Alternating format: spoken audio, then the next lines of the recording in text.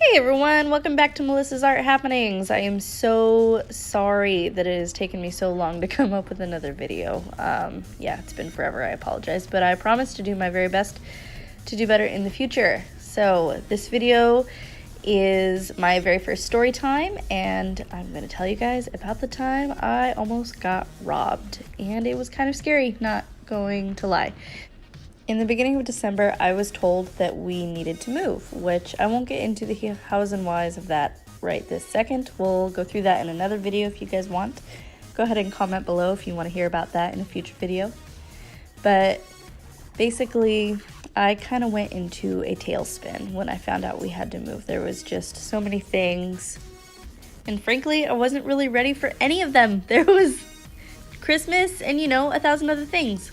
When I found out that we had to move, I was very anxious. I had some depression. I went into super penny pinching mode, and I was just saving every dime I can. I was literally picking change up off the floor. I was looking for side gigs. I was trying to sell things around the house. It was really like my whole life was like a thrift store. I was like, what can I get rid of? What can I sell? Will you buy it on Facebook? Will you buy it on Craigslist? And I was constantly on Craigslist and rent.com and Zillow and all of those sites looking for rental properties within our budget, which was really hard to find for our area.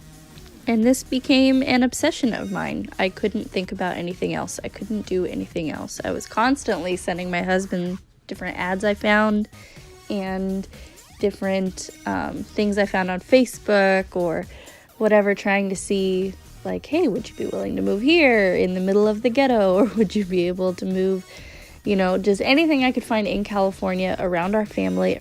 That is literally all I wanted, was to stay here in California, versus my husband, who was looking at cheaper places over in Arizona because he had family in Arizona.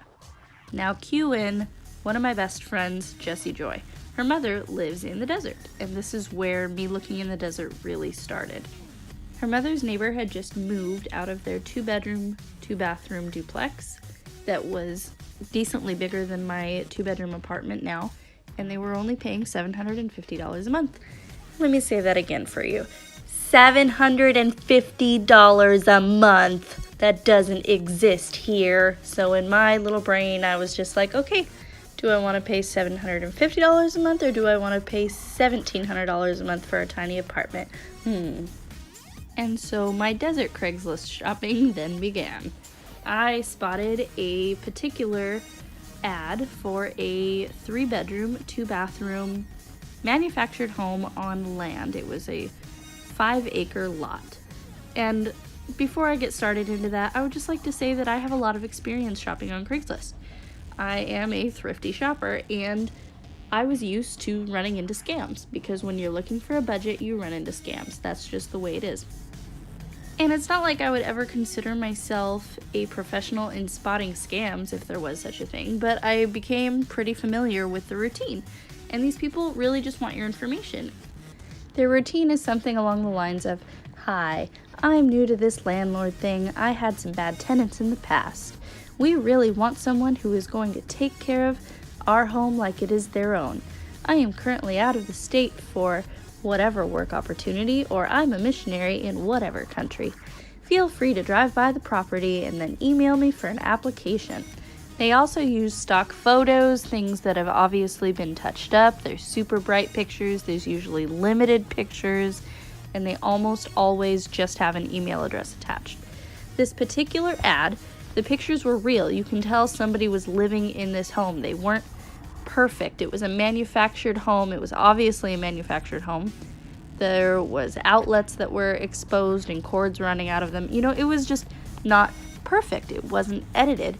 And there was a call text option with the guy's name, which was Mike, supposedly. So I decided to text Mike since I was rocking my kid to sleep. And again, I should have called. I understand that. In hindsight, there were a couple of little red flags that I should have noticed that I did not in our texting conversation. He was asking me things like, how often do I clean? How much do we make? And those are regular questions. Well, not how often do you clean, but How much you make is a regular question in an application process. They want to know that you'll be able to regularly make the rent. So I didn't find that to be anything questionable. But he asked, how often do you clean? Which felt a little prying to me. But I'm like, I'm a stay-at-home mom. I have to clean all the time. And then he says, okay, I really want somebody who's going to treat the home as if it were their own. Now, I know some of you might be thinking, Melissa, that sounds completely innocuous. But honestly, it's a common saying that's really unnecessary, that's always added into these fake scamming ads. And I would have gone up there to look at the place myself, just with Kayla and myself, but I decided it might be best if Dylan were to see the place also. So we decide to make a plan to go and have the property shown to us that weekend. We even invited my best friend Marley to come with us for this little excursion, and honestly, thank God that she did, because this whole thing would have been even more of a nightmare without her. We wanted to see how Kayla would handle the drive, and if Dylan was going to have to commute for a little while before finding a new job, we wanted to see how he would handle the drive. So the whole time in my head, I am dreaming about what it's going to be like to live on 5 acres, and what it's going to be like to have an extra bedroom to use as a guest bedroom or as a studio, to just have all of my art stuff in one place. And all of those things are very impossible where we currently live. And on the other hand, what is it going to do to our relationships? My best friends live here, and my whole family lives here, and my husband's whole family lives here. And how often are we actually going to drive down to see them? How often are we going to want to make this drive? How often are they going to want to come see us? You know, all of these things go through your head when you start to plan or dream about moving to someplace different. So during the whole commute, I am texting quote-unquote Mike and telling him how far we are, and then he tells me that as soon as we get there to pull into the driveway and call him as soon as we arrive, which to me seemed completely non-threatening. Nothing to worry about, no red flags there.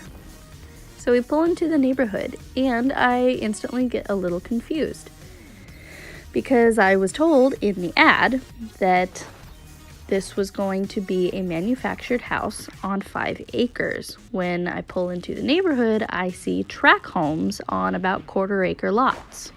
There is not enough space for a 5 acre lot here. And I know some of you are like, hey, Melissa, did you get the red flag? No, I didn't. I wish I did, but I didn't. I'm sorry, everyone. That is how dense I was at this moment. So finally, here we are. We pull into the driveway, and I call Mike, and all of a sudden, it goes to a Google Voice box instead of a regular voicemail or anything like that. And then ding, ding, ding, finally Melissa catches on to her first big red flag. So I get frustrated, and I even say out loud, no, we did not just drive all this way out here for a scam. All the visions I had made in my head about what the next chapter of our life was going to look like in the desert began to fade away, and I tried to justify any reason why some person might filter their calls through a Google mailbox instead of a regular voicemail box. And so I text Mike, and I say, hey, we are here, and he texts back, go inside, and I reply, meet us out here. So he calls me. And I get a tad hopeful at that point because I received a phone call. And I'm like, hey, maybe this is just a weird, rare circumstance, please? And so he says, hey, go inside the house. And he's got this deep, thick accent that I couldn't even identify. Like maybe it's from a particular part of Africa or something, but it wasn't something that I'm super familiar with. It wasn't Indian, it wasn't Hispanic, it wasn't anything that I could very easily pinpoint. So I ask him, hey, would you be willing to meet us out here? And he says, no, I'm not in town, please go inside the house. Now here is where I really start to feel that I am stuck in the middle of a scam.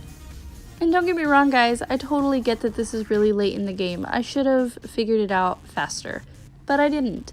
And the reason why I didn't, at least, when I got there, I wanted to make that drive worth it. Nobody wants to drive 2 hours and then realize, hey, guess what? This whole thing was a lie the entire time. So I tried to rationalize it to myself and tell myself maybe, just maybe, this was real. So angry me decides to argue with the guy and try to let him know in the nicest way I could that this is really unkosher and I'm not going to just walk up to some house without somebody to show it to me. And he says no, and he was very adamant about this. He says, I am the owner of the house. I am out of town. Please just go inside the house. Everything is fine. Go inside the house. It's unlocked. Go inside the house. At this point, I just hung up the phone because I had given up all hopes that this could be something real. And I just look at my husband and my friend and I'm like, it's a scam. He's not here. He wants us to go inside the house. There's a property management sign out front of the house. The light is on inside the house. And so I'm like, okay, this house is actually for rent. Maybe if I go knock on the door, I'll actually find somebody to help me. But then my friend Marley reminded me it's Saturday. The property management company is probably not going to answer the phone, and I doubt that they're just kicking it in the house at 6:30 in the evening. Most property management companies close at 5. So I was really frustrated and discouraged. And I'm like, I'm going to knock on the door because the light is on and somebody is in there. And my husband stops me and he says, no, don't go inside. Somebody could be up in there trying to rob us. You have no idea who is in there.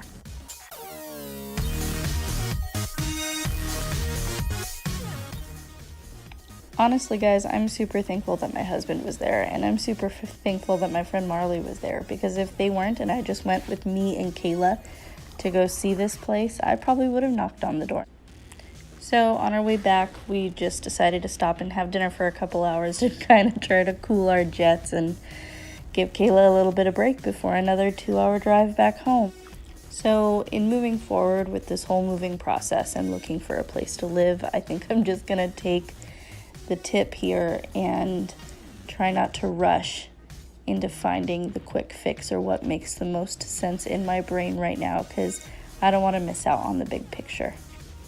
So I hope you guys enjoyed my very first story time, and if you did, go ahead and leave a comment and like it down below. Don't forget to subscribe, and also let me know if you want to hear the rest of the story about why I have to move and blah blah blah blah blah blah blah, you know, all that jazz.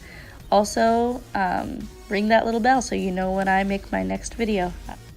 Thanks for stopping by. See you later.